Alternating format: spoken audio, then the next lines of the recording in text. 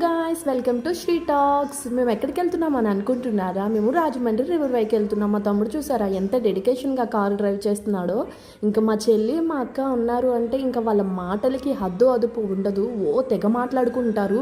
ఏంటో తెలుసుకుందామని నాకు ఇంట్రెస్టెడ్గా ఉన్నా నాకు చెప్పరు. సో అందుకే నేను కూడా ఇంక వీళ్ళని అడిగిన వేస్ట్ అని అడగలేదు. సో రోడ్లు అయితే చాలా ఖాళీగా ఉన్నాయి.